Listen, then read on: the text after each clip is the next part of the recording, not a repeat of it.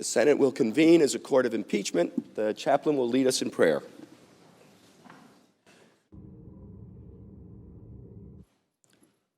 Let us pray. Arise, O Lord, as we enter the final arguments phase of this impeachment trial. Mighty God, we continue to keep our eyes on you, on whom our faith depends from start to finish. May our senators embrace your promise to do for them immeasurably, abundantly, above all that they can ask or imagine. Lord, help our lawmakers to store your promises in their hearts and permit you to keep them from stumbling. Grant that they will leave a legacy of honor as they seek your will in all they do. We pray in your amazing name. Amen. Amen. Please join me in reciting the Pledge of Allegiance.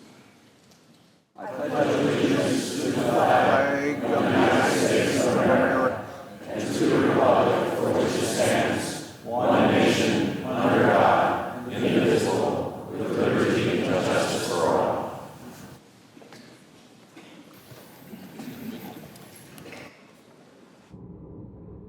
No objection.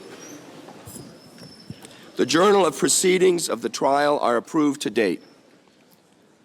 The Deputy Sergeant-at-Arms will make the proclamation. Hear ye, hear ye, hear ye. All persons are commanded to keep silence on pain of imprisonment while the Senate of the United States is sitting for the trials of the articles of impeachment exhibited by the House of Representatives against Donald John Trump, President of the United States. Mr. Chief Justice. The Majority Leader is recognized. Colleagues, today the Senate will hear up to 4 hours of closing statements by the two sides. We'll take a 30-minute lunch break after the House has made its initial presentation. Then we'll come back and finish this afternoon. Pursuant to the provisions of Senate Resolution 488, the Senate has provided for up to 4 hours of closing arguments equally divided between the managers on the part of the House of Representatives and the counsel for the President. Pursuant to Rule 22 of the Rules of Procedure and Practice in the Senate, when sitting on impeachment trials, the argument shall be opened and closed on the part of the House of Representatives. The presiding officer recognizes Mr. Manager Schiff to begin the presentation on the part of the House of Representatives.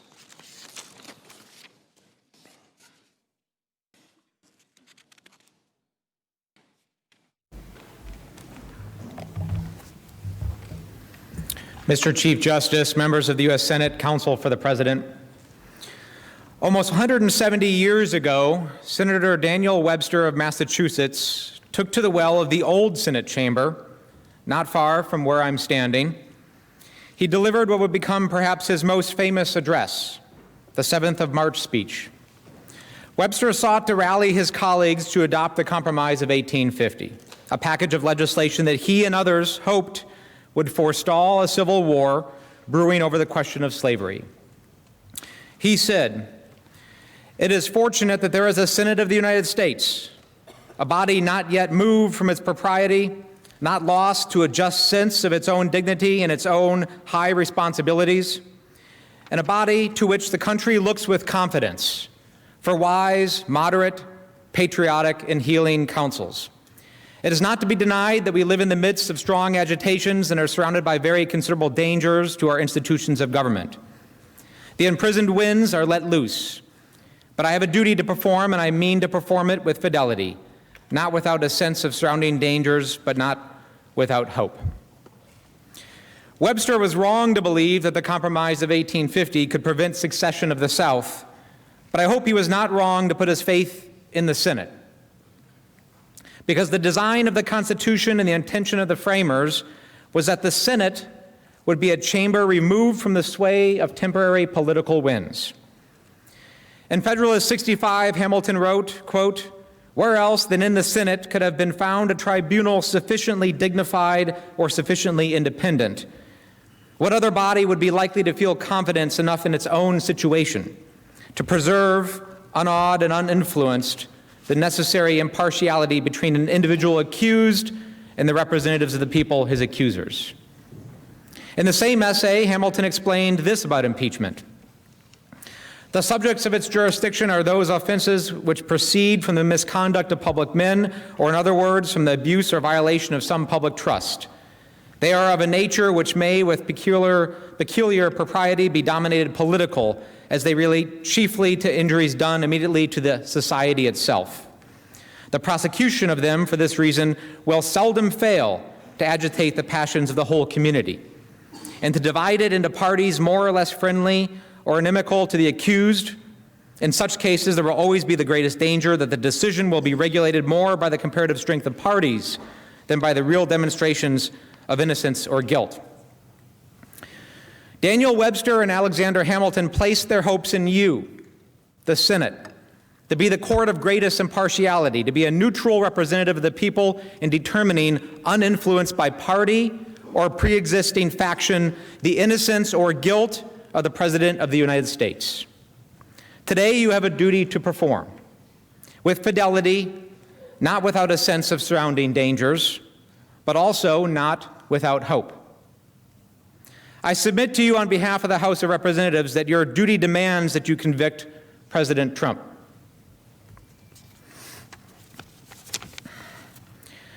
Now, I don't pretend that this is an easy process. It's not designed to be easy. It shouldn't be easy to impeach or convict a president. Impeachment is an extraordinary remedy, a tool only to be used in rare instances of grave misconduct. But it is in the Constitution for a reason. In America, no one is above the law, even those elected President of the United States. And I would say, especially those elected President of the United States. You've heard arguments from the President's counsel that impeachment would overturn the results of the 2016 election. You have heard that in seeking the removal and disqualification of the President, the House is seeking to interfere in the next election. Senators, neither is true. And these arguments demonstrate a deeply misguided, or I think intentional effort to mislead about the role that impeachment plays in our democracy. If you believe, as we do, and as we have proven, that the President's efforts to use his official powers to cheat in the 2020 election jeopardize our national security and are antithetical to our democratic tradition, then you must come to no other conclusion that the President threatens the fairness of the next election and risks putting foreign interference between the voters and their ballots. Professor Dershowitz and the other counselors to the President have argued that if the President thinks that something is in his interest, then it is by definition in the interests of the American people. We have said throughout this process that we cannot and should not leave our common sense at the door. The logical conclusion this argument is that the President is the state, that his interests are the nation's interests, that his will is necessarily ours. You and I and the American people know otherwise. And we do not have to be constitutional scholars to understand that this is a position deeply at odds with our Constitution and our democracy. That believing in this argument or allowing the President to get away with misconduct based on this extreme view would render him above the law. But we know that this cannot be true. What you decide on these articles will have lasting implications for the future of the presidency, not only for this president, but for all future presidents. Whether or not the office of the presidency of the United States of America is above the law, that is the question. As Alexis de Tocqueville wrote in his 1835 work, Democracy in America, quote, "The greatness of America lies not in being made more enlightened than any other nation, but rather in her ability to repair her faults." In May of 1974, Barry Goldwater and other Republican congressional leaders went to the White House to tell President Nixon that it was time for him to resign and that they could no longer hold back the tide of impeachment over Watergate. Now, contrary to popular belief, the Republican Party did not abandon Nixon as the Watergate scandal came to light. It took years of disclosures and crisis and court battles. The party stood with Nixon through Watergate because he was a popular conservative president and his base was with him. So they were too. But ultimately, as Goldwater would tell Nixon, quote, "There are only so many lies you can take, and now there have been one too many." The president would have us believe that he did not withhold aid to course these sham investigations, that his July 25th call with the Ukrainians was perfect, that his meeting with President Zelensky on the sidelines of the UN is no different than a head of state meeting in the Oval Office, that his only interest in having Ukraine announce investigations into the Bidens was an altruistic concern over corruption, that the Ukrainians interfered in our 2016 election, not Russia, that Putin knows better than our own intelligence agencies. How many falsehoods can we take? When will it be one too many? Let us take a few minutes to remind you one last time of the facts of the president's misconduct as you consider how you'll vote on this important matter for our nation. Those facts compel the president's conviction on the 2 articles of impeachment.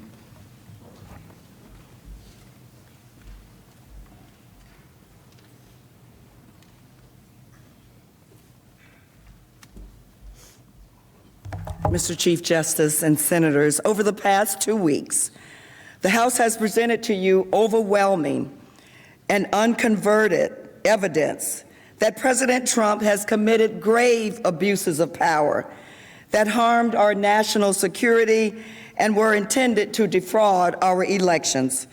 President Trump abused the extraordinary powers he alone holds as President of the United States to coerce an ally to interfere in our upcoming presidential election for the benefit of his own re-election. He then used those unique powers to wage an unprecedented campaign to obstruct Congress and cover up his wrongdoing. As the president's scheme to corrupt our election progressed over several months, it became, as one witness described, more insidious.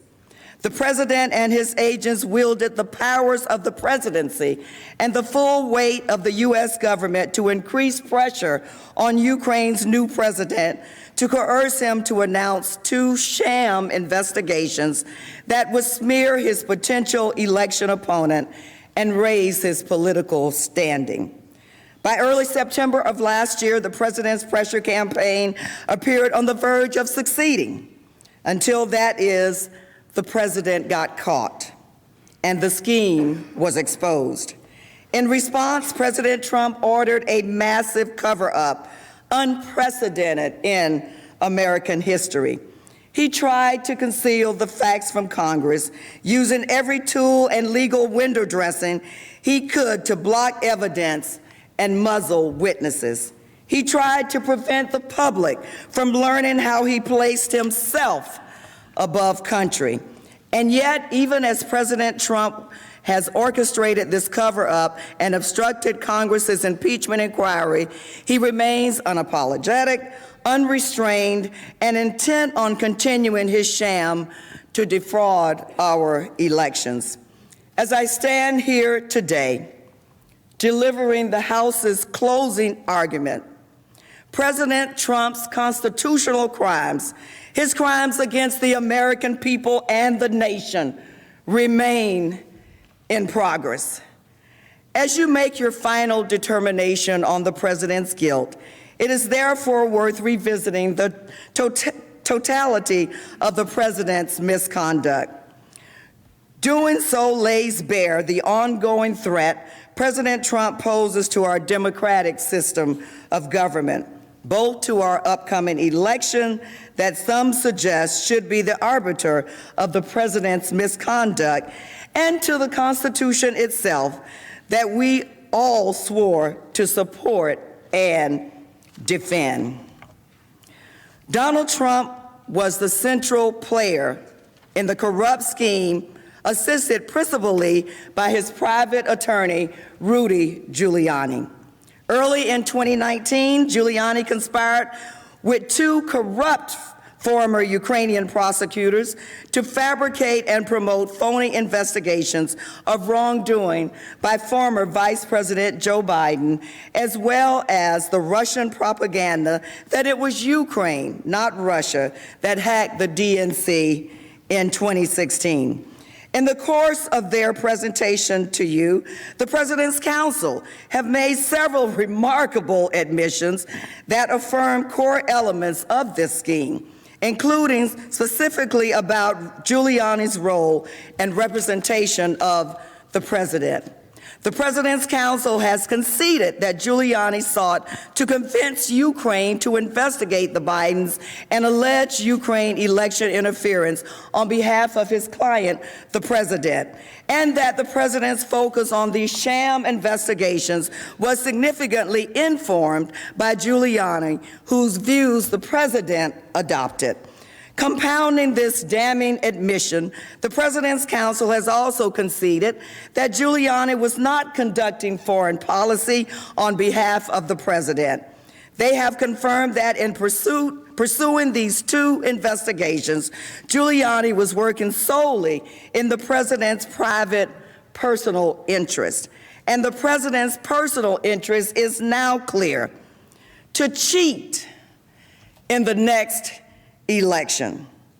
As Giuliani would later admit, for the President's scheme to succeed, he first needed to remove the American ambassador to Ukraine, Marie Yovanovitch, an anti-corruption champion Giuliani viewed as an obstacle who, and I quote, was going to make the investigations difficult for everybody. Working with now indicted associates Lev Parnas and Igor Fruman, Giuliani orchestrated a bogus, months-long smear campaign against the ambassador that culminated in her removal in April. The President's sudden order to remove our ambassador came just 3 days after Ukraine's presidential election in late April, which saw a reformer, Volodymyr Zelensky, swept into office on an anti-corruption platform. President Trump called to congratulate Zelensky right after his victory. He invited President Zelensky to the White House and agreed to send Vice President Pence to his inauguration. But 3 weeks later, after Rudy Giuliani was denied a meeting with President Zelensky, President Trump abruptly ordered Vice President Pence to cancel his trip.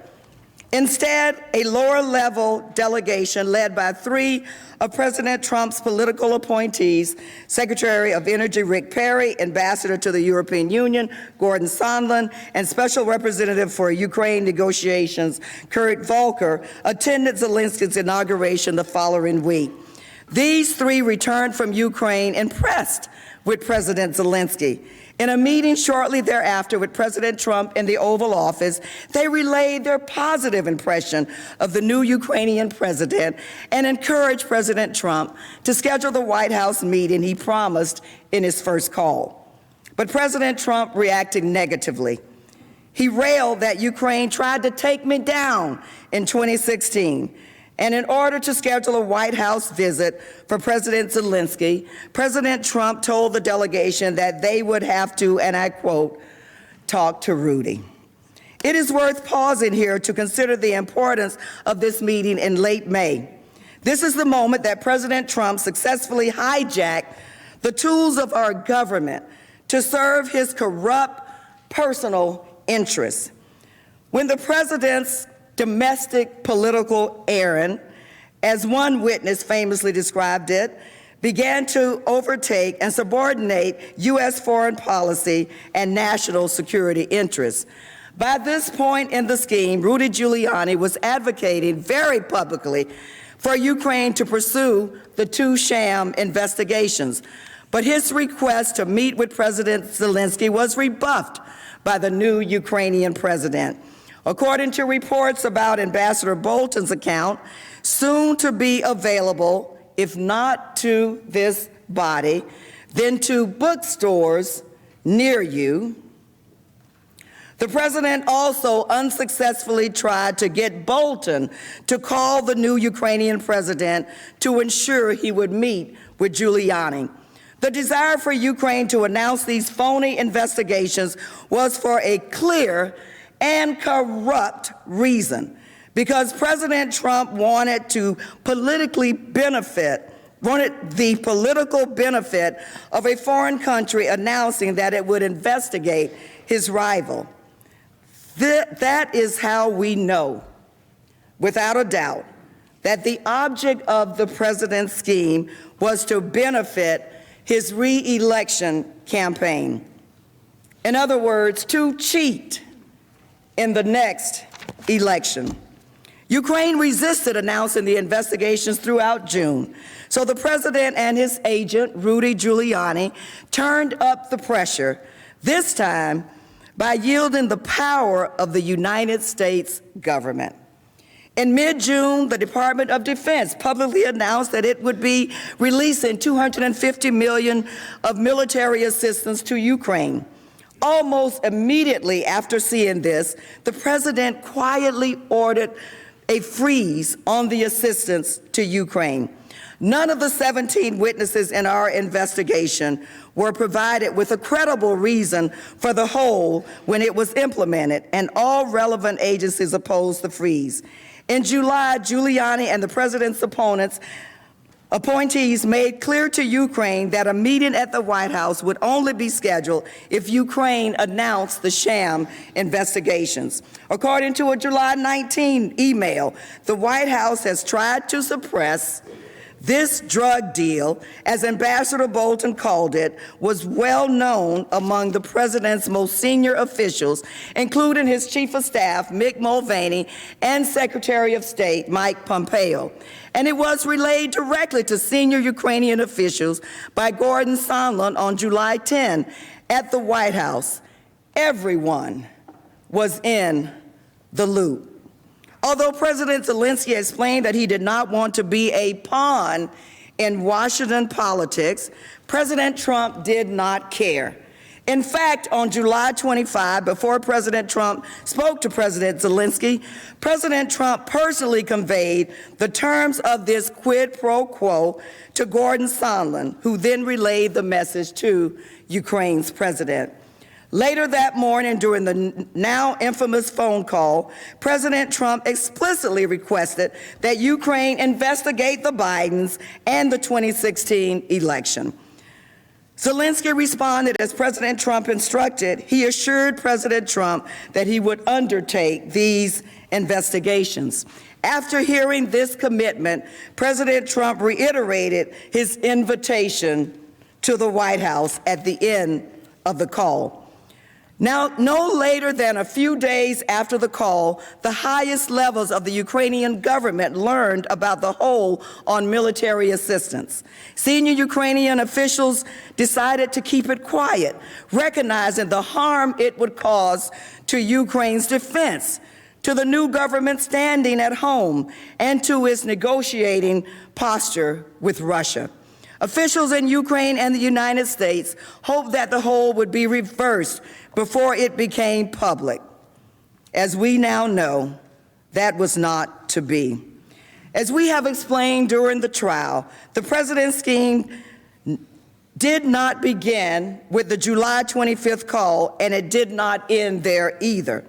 As instructed, a top aide to President Zelensky met with Giuliani in early August, and they began working on a press statement for Zelensky to issue that would announce the two sham investigations and lead to a White House meeting. Now, let's be very clear here. The documentary evidence alone, the text messages, the emails that we've showed you, confirms definitively the president's corrupt quid pro quo for the White House meeting. Subsequent testimony further affirms that the president withheld this official act. This highly coveted Oval Office meeting to apply pressure on Ukraine to do his personal bidding. The evidence is unequivocal. Despite this pressure, by mid-August, President Zelensky resisted such an explicit announcement of the two politically motivated investigations desired by President Trump.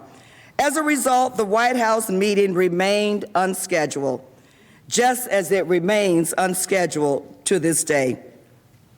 During this same time frame in August, the president persisted in maintaining the hold on the aid, despite warnings that he was breaking the law by doing so, as an independent watchdog recently confirmed that he did. According to the evidence presented to you, the president's entire cabinet believed he should release the aid because it was in the national security interests of our country. During the entire month of August, there was no internal review of the aid. Congress was not notified, nor was there any credible reason provided within the executive branch. With no explanation offered, and with the explicit, clear yet unsuccessful quid pro quo for the White House meeting in the front of his mind, Ambassador Sondland testified that the only logical conclusion was that the president was also withholding military assistance to increase the pressure on Ukraine to announce the investigations. As Sondland and another witness testified, this conclusion was as simple as 2 + 2 = 4. If the White House meeting wasn't sufficient leverage to extract the announcements he wanted, Trump would use the frozen aid as his hammer. Secretary Pompeo confirmed Sondland's conclusion in an August 22 email. It was also clear that Vice President Pence was aware of the quid pro quo over the aid and was directly informed of such in Warsaw on September 1, after the freeze had become public and Ukraine became desperate. Sondland pulled aside a top aide in Warsaw and told him that everything, both the White House meeting and also the security assistant, were conditioned on the announcement of the investigations that Sondland, Giuliani, and others had been negotiating with the same aide earlier in August. This is an important point. The president claims that Ukraine did not know of the freeze in aid, though we know this to be false. As the former deputy foreign minister has admitted publicly, they found out about it within days of the July 25th call and kept it quiet. But no one can dispute that even after the whole became public on August 28th, President Trump's representatives continued their efforts to secure Ukraine's announcement of the investigations. This is enough to prove extortion in court, and it is certainly enough to prove it here. If that wasn't enough, however, on September 7, more than a week after the aid freeze became public, President Trump confirmed directly to Sondland that he wanted President Zelensky in a public box, and that his release of the aid was conditioned on the announcement of the two sham investigations. Having received direct confirmation from President Trump, Sondland relayed the president's message to President Zelensky himself. President Zelensky could resist no longer. America's military assistance makes up 10% of his country's defense budget, and President Trump's visible lack of support for Ukraine harmed his leverage in negotiations with Russia. President Zelensky affirmed to Sondland on that same telephone call that he would announce the investigations in an interview on CNN. President Trump's pressure campaign appeared to have succeeded. 2 days after President Zelensky confirmed his intention to meet President Trump's demands, the House of Representatives announced its investigation into these very issues.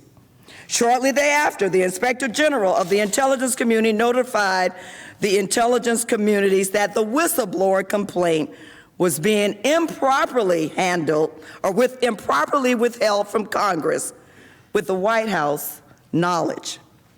In other words, the president got caught. And 2 days later, on September 11, the president released the aid. To this day, however, Ukraine still has not received all of the money Congress has appropriated, and the White House meeting has yet to be scheduled. The identity of the whistleblower, moreover, is irrelevant. The House did not rely on the whistleblower's complaint, even as it turned out to be remarkably accurate. It does not matter who initially sounded the alarm when they saw smoke. What matters is that the firefighters, Congress, were summoned and found the blaze, and we know that we did. The facts about the president's misconduct are not seriously in dispute, as several Republican senators have acknowledged publicly. We have proved that the president abused his power in precisely the manner charged in Article 1. President Trump withheld a White House meeting and essential congressionally appropriated military assistance from Ukraine in order to pressure Ukraine to interfere in the upcoming presidential election on his behalf. The sham investigations President Trump wanted announced had no legitimate purpose and were not in the national interest, despite the president's counsel's troubling reliance on conspiracy theories to claim the president acted in the public interest. The president was not focused on fighting corruption. In fact, he was trying to pressure Ukraine's president to act corruptly by announcing these baseless investigations. And the evidence makes clear that the president's decision to withhold Ukraine's military aid is not connected in any way to purported concerns about corruption or burden sharing. Rather, the evidence that was presented to you is damning, chilling, disturbing, and disgraceful. President Trump weaponized our government and the vast powers entrusted to him by the American people and the Constitution to target his political rival and corrupt our precious elections, subverted our national security and our democracy in the process. He put his personal interests over those of the country, and he violated his oath of office in the process. But the president's grave abuse of power did not end there. In conduct unparalleled in American history, once he got caught, President Trump engaged in categorical and indiscriminate obstruction of any investigation into his wrongdoing. He ordered every government agency and every official to defy the House's impeachment inquiry. And he did so for a simple reason: to conceal evidence of his wrongdoing from Congress and the American people. The president's obstruction was unlawful and unprecedented, but it also confirmed his guilt. Innocent people don't try to hide every document and witness, especially those that would clear them. That's what guilty people do. That's what guilty people do. Innocent people do everything they can to clear their name and provide evidence that shows that they are innocent. But it would be a mistake to view the president's obstruction narrowly, as the president's counsel have tried to portray it. The president did not defy the House's impeachment inquiry as part of a routine inter-branch dispute or because he wanted to protect the constitutional rights and privileges of his presidency. He did it consistent with his vow to fight all subpoenas. The second article of impeachment goes to the heart of our Constitution and our democratic system of government. The framers of the Constitution purposefully entrusted the power of impeachment in the legislative branch so that it may protect the American people from a corrupt president. The president was able to undertake such comprehensive obstruction only because of the exceptional powers entrusted to him by the American people. And he wielded that power to make sure Congress would not receive a single record or a single document related to his conduct, and to bar his closest aides from testifying about his scheme. Throughout the House's inquiry, just as they did during the trial, the president's counsel offered bad faith and meritless legal arguments as transparent legal window dressing intended to legitimize and justify the president's efforts to hide evidence of his misconduct. We've explained why all of these legal excuses hold no merit, why the House's subpoenas were valid, how the House appropriately exercised its impeachment authority, how the president's strategy was to stall and obstruct. We've explained how the president's after-the-fact reliance on unfounded and in some cases brand new legal privileges or shockingly transparent cover for a president dictate of blanket obstruction. We've underscored how the president's defiance of Congress is unprecedented in the history of our republic. And we all know that an innocent person would eagerly provide testimony and documents to clear his name, as the president apparently thought he was doing mistakenly when he released the call records of his 2 telephone calls with President Zelensky. And even as the president has claimed to be protecting the presidency, remember that the president never actually invoked executive privilege throughout this entire inquiry, a revealing fact given the law's prohibition on invoking executive privilege to shield wrongdoing. And yet, according to the president's counsel, the president is justified in resisting the House's impeachment inquiry. They assert that the House should have taken the president to court to defy the obstruction. The president's argument is as shameless as it is hypocritical.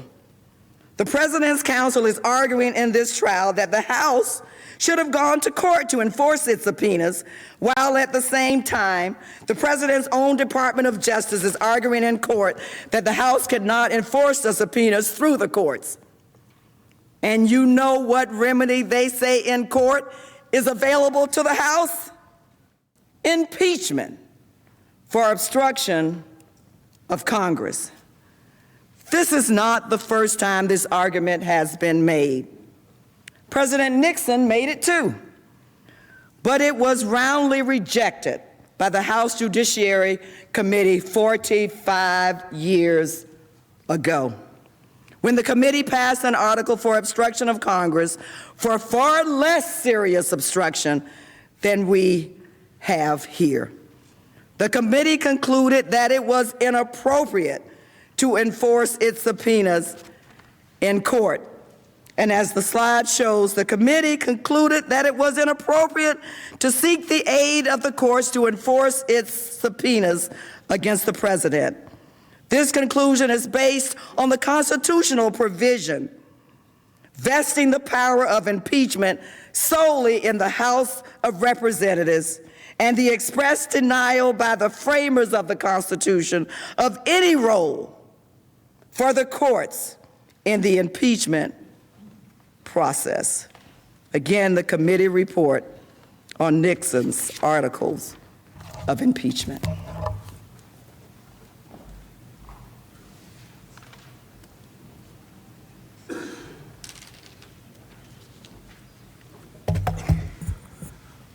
Once we strip the president's obstruction of this legal window dressing, the consequences are as clear as they are dire for our democracy. To condone the president's obstruction would strike a death blow to the impeachment clause in the Constitution. And if Congress cannot enforce this sole power vested in both chambers alone, the Constitution's final line of defense against a corrupt presidency will be eviscerated. A president who can obstruct and thwart the impeachment power becomes unaccountable. He or she is effectively above the law. And such a president is more likely to engage in corruption with impunity. This will become the new normal with this president and for future generations. So where does this leave us? As many of you in this chamber have publicly acknowledged in the past few days, the facts are not seriously in dispute. We have proved that the president committed grave offenses against the Constitution. The question that remains is whether that conduct warrants conviction and removal from office. Should the Senate simply accept or even condone such corrupt conduct by a president? Absent conviction and removal, how can we be assured that this president will not do it again? If we are to rely on the next election to judge the president's efforts to cheat in that election, how can we know that the election will be free and fair?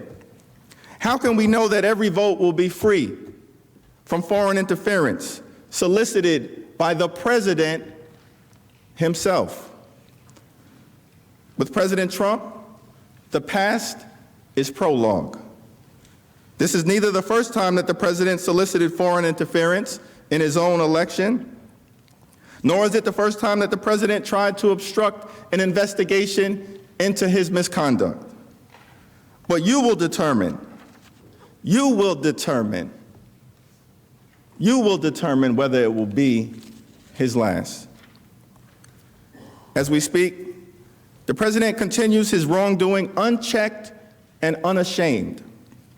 Donald Trump hasn't stopped trying to pressure Ukraine to smear his opponent, nor has he stopped obstructing Congress. His political agent, Rudolph Giuliani, recently returned to the scene of the crime in Ukraine to manufacture more dirt for his client, the President of the United States. President Trump remains a clear and present danger to our national security and to our credibility around the world. He is decimating our global standing as a beacon of democracy while corrupting our free and fair elections here at home. What is a greater protection to our country than ensuring that we, the American people, alone, not some foreign power, choose our commander-in-chief? The American people alone should decide who represents us in any office without foreign interference, particularly the highest office in the land. And what could undermine our national security more than to withhold from a foreign ally fighting a hot war against our adversary. Hundreds of millions of dollars of military aid to buy sniper rifles, rocket-propelled grenade launchers, radar, and night vision goggles, so that they may fight the war over there, keeping us safe here. If we allow the president's misconduct to stand, what message do we send? What message do we send to Russia, our adversary, intent on fracturing democracy around the world?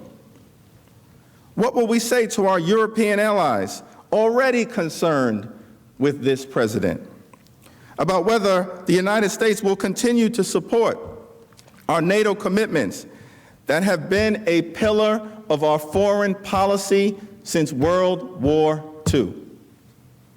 What message do we send to our allies in the free world?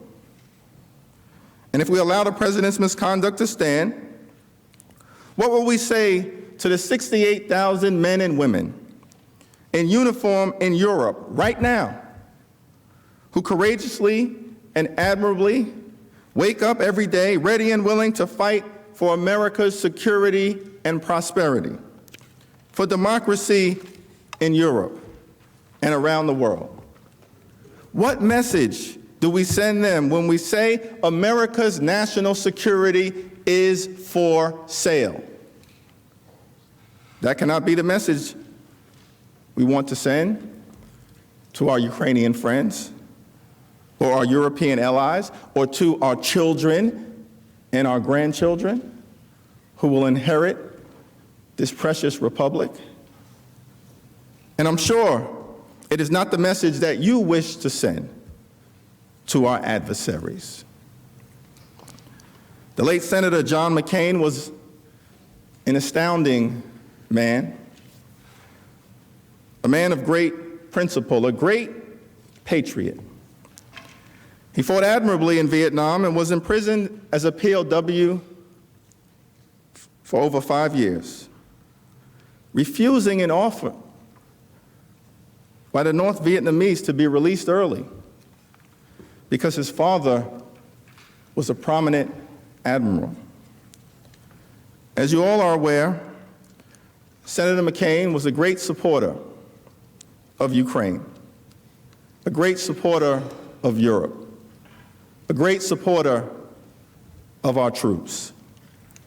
Senator McCain understood the importance of this body, this distinguished body, and serving the public, once saying, quote, "Glory belongs to the act of being constant to something greater than yourself, to a cause, to your principles, to the people on whom you rely and who rely on you." The Ukrainians and the Europeans and the Americans around the world and here at home are watching what we do. They are watching to see what the Senate will do. And they are relying on this distinguished body to be constant to the principles America was founded on and which we've tried to uphold for more than 240 years. Doing the right thing and being constant to our principles requires a level of moral courage that is difficult, but by no means impossible. It is that moral courage shown by public servants throughout this country and throughout the impeachment inquiry in the House. People like Ambassador Marie Yovanovitch. Her decades of nonpartisan service were turned against her in a vicious smear campaign that reached all the way to the president. Despite this effort, she decided to honor a duly authorized congressional subpoena and to speak the truth to the American people. For this, she was the subject of yet more smears against her career and her character, even as she testified in a public hearing before Congress. Her courage mattered.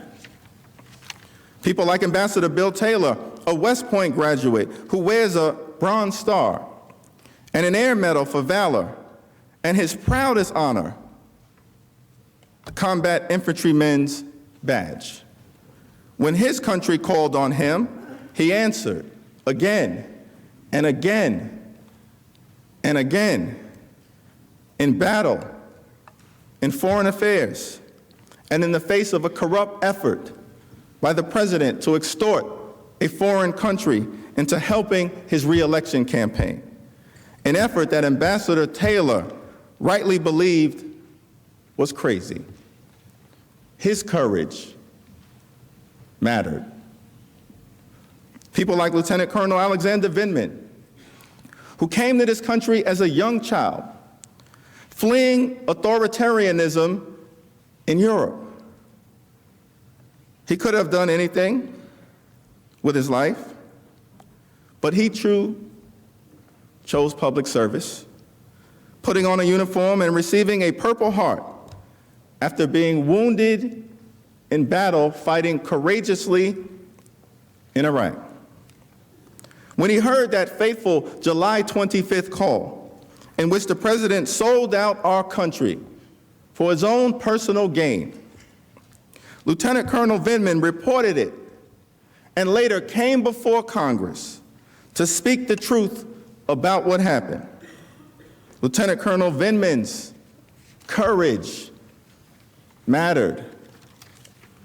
To the other public servants who came forward and told the truth in the face of vicious smears, intimidation, and White House efforts to silence you, your courage mattered. You did the right thing. You did your duty. No matter what happens today or from this day forward, that courage mattered. Whatever the outcome in this trial, we will remain vigilant in the House. I know there are dedicated public servants who know the difference between right and wrong. But make no mistake, these are perilous times.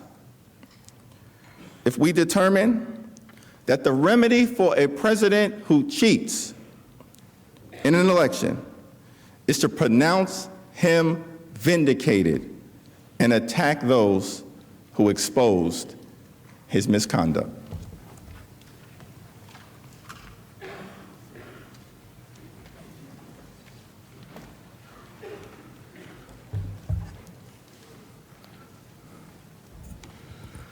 Senators, before we break, I want to take a moment to say something about the staff who have worked tirelessly on the impeachment inquiry and this trial for months now. There is a small army of public servants down the hall from this chamber, in offices throughout the House, and yes, in that windowless bunker in the Capitol, who have committed their lives to this effort because they, like the managers and the American people, believe that a president free of accountability is a danger to the beating heart of our democracy. I'm grateful to all of them, but let me mention a few. Daniel Goldman, Maher Battar, Rianne Workla, Patrick Boland, William Evans, Patrick Fallon, Sean Misko, Nicholas Mitchell, Daniel Noble, Deanna Pilipenko, Emily Simons, Suzanne Grooms, Krista Boyd, Norm Eisen, Barry Burke, Joshua Matz, Doug Letter, Sarah Istel, Ashley Etienne, Terry McCullough, Dick Meltzer, and Wendy Parker. Some of those staff, including some singled out in this chamber, have been made to endure the most vicious false attacks to the point where they feel their lives have been put at risk. The attacks on them degrade our institution and all who serve in it. You have asked me why I hired certain of my staff, and I will tell you, because they're brilliant, hardworking, patriotic, and the best people for the job. And they deserve better than the attacks they have been forced to suffer. Members of the Senate, Mr. Chief Justice, I want to close this portion of our statement by reading you the words of our dear friend and former colleague in the House, the late Elijah Cummings, who said this on the day that the Speaker announced the beginning of the impeachment inquiry. As elected representatives, he said, of the American people, we speak not only for those who are here with us now, but for generations yet unborn. Our voices today are messages to a future we may never see. When the history books are written about this tumultuous era, I want them to show that I was among those in the House of Representatives who stood up to lawlessness and tyranny. We, the managers, are not here representing ourselves alone or even just the House.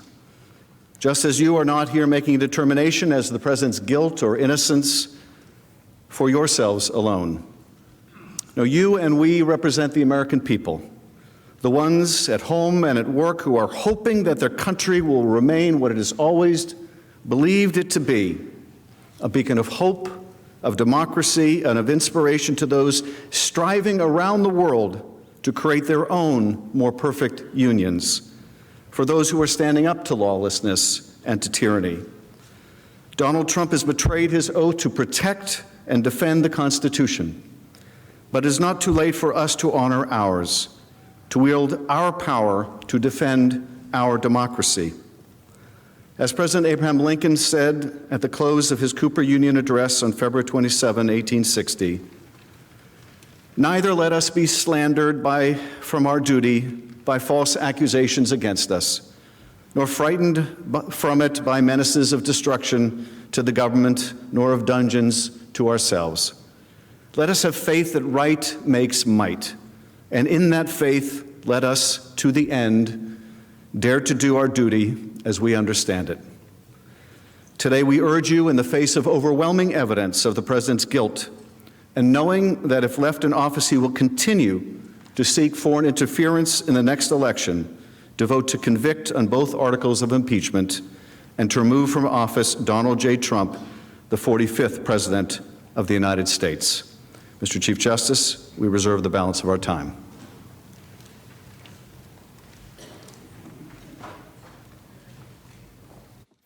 The majority leader is recognized. Mr. Chief Justice, colleagues, we'll take a 30-minute break for lunch. Without objection, so ordered.